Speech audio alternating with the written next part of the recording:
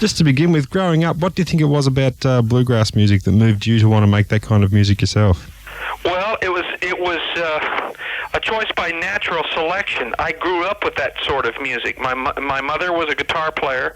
My dad, when I say my brother and I, Douglas, my dad played the fiddle, and we had relatives that played fiddles and banjos and guitars, so we just thought that was a part of our culture and our life, and never actually chose it as much as it chose us. We hear much about the New York folk scene of the early 60s. What about in California where you headed to? Can you tell us a little bit about it there? Well, the New York, I think that both coasts actually took, as you say, the folk scene.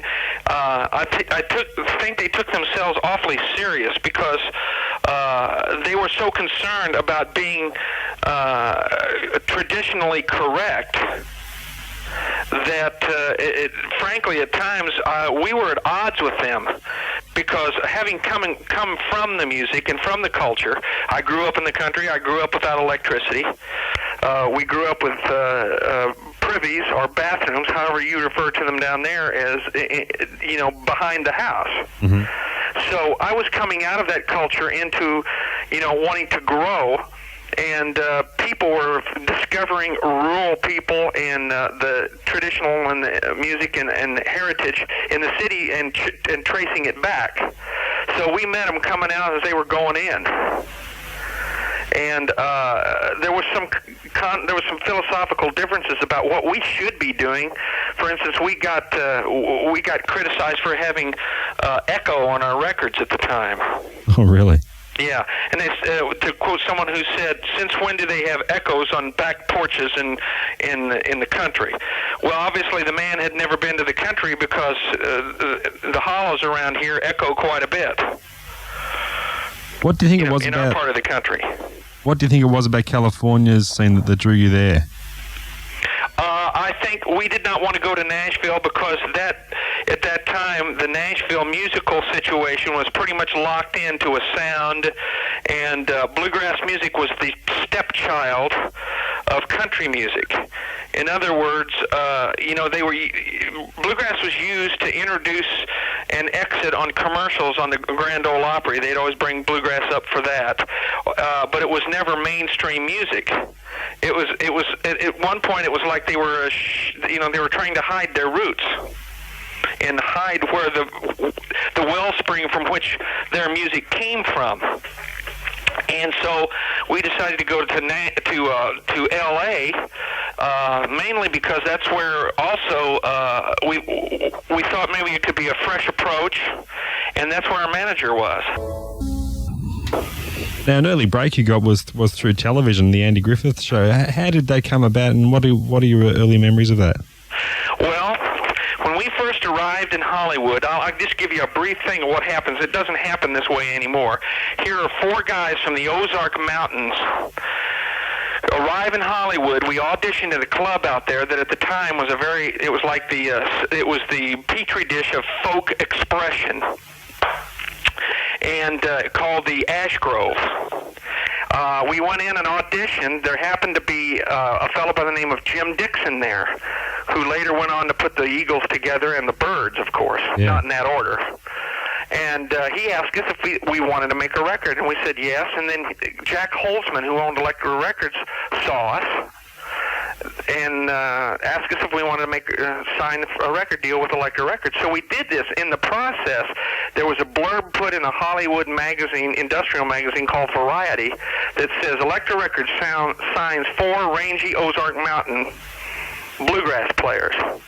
Well, Andy and his people happened to see that, and they were going to do an episode that revolved around a bunch of guys like that. So they called us and asked us to come over for an audition.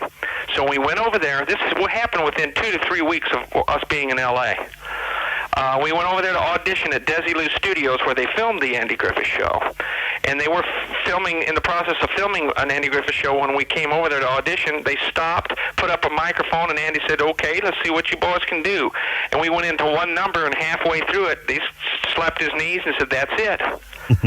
And as a result from that, we were only going to do 1 episode. We ended up, because of the response that they had through letters and things, we ended up doing more.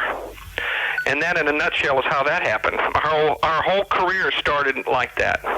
As you said, something like that just wouldn't happen nowadays, would it? My goodness, no. If I knew what I knew now, I think I probably would have never left home to go to Los Angeles. Because you just don't, things like that just don't happen. I don't see that happening anymore, especially in the music industry when it's become so weird. Yeah. And strange. But we did what we did. We were just presenting what we did. We weren't trying to copy anyone else, and we presented our music and our songs in the bluegrass idiom, and we were fortunate. You recall yourselves being particularly ambitious in those early days? I'm sorry? How ambitious were you in those early days? Well, how ambitious is any youth who wants to get out of where he was and do something else? I think we were all ambitious, or we probably would have never left the county. Yeah. We would never left what we were doing to go try something like that with almost no money. We left home with $9 American and a '55 Cadillac with a one-wheel trailer, and traveled all the way halfway across the United States to Los Angeles to see if we could do something, with no guarantee that we could even make it out there. So you have to either be really stupid or have a lot of ambition to do that. Absolutely. Maybe it's a combination of both. When Doug left the group in the mid-'60s, how prepared were you for that, and were there doubts as to whether or not you'd continue? No. We decided to go ahead, and that's when we called Herb Peterson, who was in Nashville, Tennessee at the time. And I hadn't heard Herb play in years, and I asked him to play a song over the phone on the banjo. That's all I asked for. And he played a tune or something. I can't remember exactly. We laugh about it now, but I said, come on out. So he came and joined the group. That's when we started a record called Wheat Straw Suite. I don't know if it's available over there in Australia or not. Not sure. But that was the turning point in our bluegrass career. I incorporated a 25-piece orchestra, pedal steel, and some drums and bass rhythms that weren't no one was doing that. And at that time, with the three-part harmonies, it sort of was the precursor for country rock. And we made this album, Wheat Straw Suite, which was critically acclaimed and did very well for us.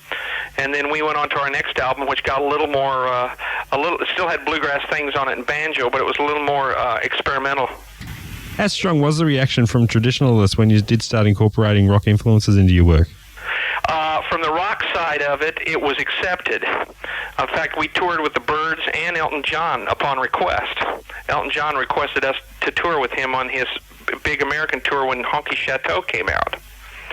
And but to the bluegrass enthusiasts, the people who really clung to the tradition, it was at times hard for them, except until we started drawing people and selling albums. And then, of course, in those circumstances, we were welcomed with open arms. You know, it's like the buck speaks. So as a result of that, we did finally start playing some of the bluegrass festivals with our electric music, which it was fun to watch some of the older traditionalists look each other, make faces next to the young people who were jumping up and down and having a good time. Yeah. And there was a crossover period there. But now, after all these years, the original guys, myself and Dean and Douglas and Mitch, who are on the Andy Griffith Show, are now touring again with the original music. Oh, that's fantastic news. And we get a lot of requests for the other things, but because of our stage show and what we do with the older stuff, we seem to be able to entertain and please folks. Yeah. The record company, how influential were they in those days with regards to your musical direction? Did they try to influence you at all? No.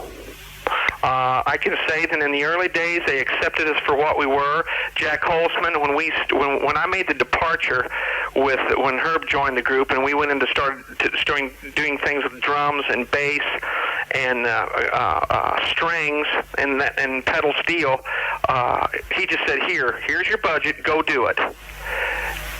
And, of course, there's always the time when people will suggest songs for you to do. But we had total control over what we did. There was no one directing us. And I guess you're always very keen to keep exploring a diversity of musical styles? Yeah, you are what you learn.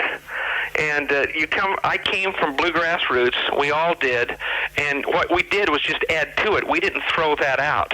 You always keep your basic imprinting and your basic frame of reference musically, but we were adding to what we already had, therefore kind of creating our own niche in this musical scene, whatever it is. It must be satisfying now to look back and see many of those successful country rock bands that followed you cite the Dillards as an influence. Were you fans yourself of some of those bands? I'm sorry, did I what? Many of the bands that followed you, the country rock bands that cited you as an influence, it must be satisfying to have that. Yes. Were you fans of some of those bands that followed you? Well, I'm very, very grateful and proud that we could do something that someone felt was of enough importance to do their own thing from it. They listen to us and say, "Oh, we could do that, and we'll do it this way." So as a result of that, what you always have on any kind of progressive, creative situation is people take what you do and improve on it. And the ones who improve on it do better than the ones who just copy, because then you just become a pastel of what the original was. Mm-hmm. And it's like the Beatles when they would do American R&B music. The soul was different, and it had its own influence and its own originality from that. And I think that's the way music works, that you take from other musical genres and you apply it to what you want to do, and it comes out of that individual. Yeah. Because let's face it, the classical people, all those Mozart and those guys, they did it first. They ran the whole musical scope, and from this point on, it's all texture and characterization in any form of music. One thing I've always found refreshing about the group is that there's always been a sense of fun and enjoyment to it. How beneficial has this been, do you think, to the band's longevity? Extremely. Yeah. Because if you're doing something because you have to, people sense it. Human beings have these sensors for things that are not always can be described in technical terms. So therefore, that communication is very important to the enjoyment and entertainment of folks listening to music. You can construct all kinds of music. Notice I used the word construct. Mm-hmm. But if you don't play it from the heart and the soul and let that come out, it's just a 8x10 glossy. Too true. Now, you mentioned earlier that the original lineup is back together. Was there any tentativeness in getting that group back together in its original form? Were you worried that maybe you may not have been able to recreate the magic? No, at the very beginning, we were wondering if we could actually play again because of the different grooves that we all had going out. But when we came back together, with just in a few minutes, it was back. And it was just amazing. It was back. Must have been a wonderful feeling. It was. It's just, my goodness, you never lose this. It's like the old cliche of riding the bicycle. Yeah. And all of a sudden, we were in familiar territory again, and it became natural. And then it took me all these years after being away from it to realize why we were a little bit different. Because when you're in the thick of it, you don't realize it. But I've learned something by coming back and doing it again, that was that particular sound, for whatever reasons, had whatever impact it had on musical history. And none of us can really explain it. Now, I believe there's a new record in the wind. Can you tell us a bit about that? Yes, we have one that's called the Dillards, and the working title now, I think it's going to come out, it says Live, the Dillards Live a Long Time Ago. And what Doug and I have done, my brother found a master that we had cut at a college in the Midwest of the United States in 1962. Wow. It was our first college concert, our first concert as the Dillards as a group. And I found the masters and digitally reproduced them and mastered them, and they'll be coming out sometime in the near future. Oh, that's fantastic. What about new studio material? Are there any plans there for anything?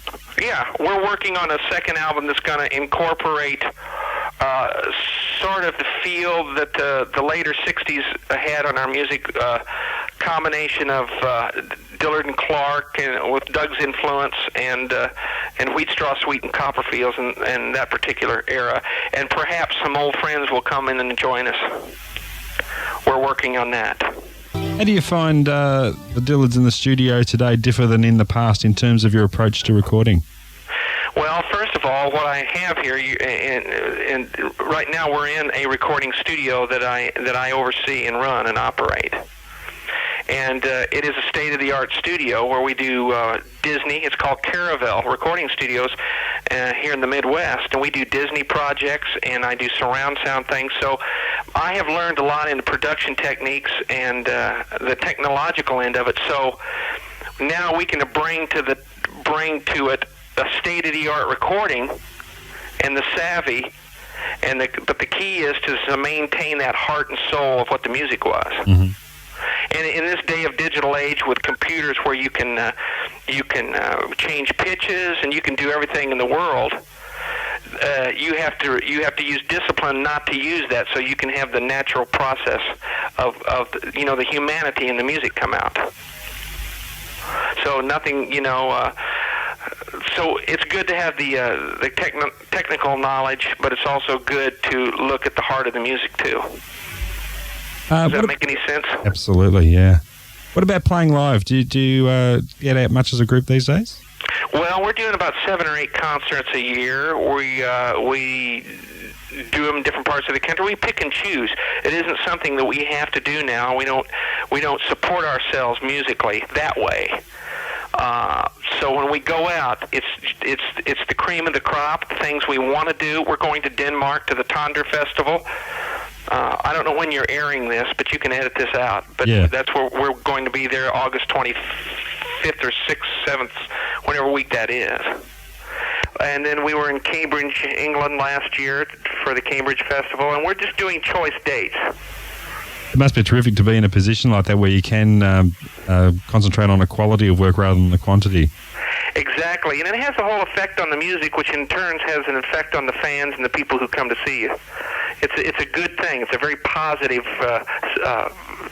feedback or cycle or whatever you want to call it. Do you get much time to listen to music these days? Well, if so, what are you listening to? Well, right now I'm listening to an album that's coming through the doors as we speak. We have a lady in here cutting sort of a jazz pop album. But being in a studio, you hear a lot of songs and different styles of music. Here in Branson, Missouri, of course, we have all the older stars like Tony Orlando and Andy Williams and country stars like Mickey Gilley and Mo Bandy, and they all work in the studio. So, and plus, with that, there's this underground creative people who are doing new music also. So I'm exposed to a lot of music here. It's like being exposed to radiation, I guess. But I listen a lot to strange stuff, like Bali monkey chant and things like that. I'm not much of a mainstream listener. Now, apart from running the studio there, you're doing a lot of the hands-on production there too? Yes, write commercials, do the commercial radio stuff and radio spots, and also we have a euphonics board, so we do surround sound for. I don't know if they have an IMAX theater in your area. Yes, we do. Yeah. I do a lot of the demo surrounds for that, and did the music for the movie that we did there that's shown in our IMAX theater. So I have it's an eclectic kind of thing I do. I just do everything. And work with some of the Branson stars here and writing material for their shows and things. Okay. Now, apart from the new album you mentioned earlier, what else is on your books over the upcoming months? Well, the new album, basically that is just that and doing a lot of fishing. That's it. I have no axis to grind or any. I'm not trying to be anything. I just want to be. I don't have that hard drive to, quote, make it like we did when we were younger. And as a result of that, things seem to come easier. Yeah, sure. Well, no need to make it when you've already done it. Yeah, but, people have that illusion out there. And if you're on the road all the time, you think, my gosh, if I quit the road, my career's over. But I quit the road for several years and just had a show here in Branson, Missouri, a 2-hour nighttime show for 7 years and didn't tour. And I thought, boy, it's going to be hard to get us all back together again, but it's worked out better for us. I guess absence makes the heart grow fonder, huh? Okay, Rodney, look, I won't keep you any longer. I'm sure you got a lot to do there. And it's great to hear that you're doing one. You found a nice, comfortable niche for yourself there. What would you like to see the Dillards most remembered for when your days are finally over? The world's oldest living group. And whatever we did that people can look at and use us as a basis for doing better, or finding out, looking at our mistakes and not making the same mistakes we do, but just to pass on something that maybe that people can enjoy and make them feel good about themselves. And that's what our music always tried to do. We were described as being a happy group. And I think we were blessed to have the career we did, and I made a lot of friends over the years.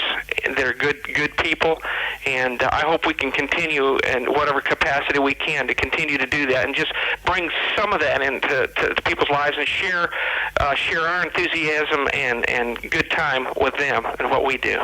A beautiful answer. And I'd very much like to come to Australia and see you folks. I had friends from there that come over here, and I'd love to get over there. Well, there's an audience here ready and waiting. We'd love to see you. Well, maybe we could do that, and you're the first person I want to see when we get off the plane. I'll be there. Thanks a lot, okay. Rodney.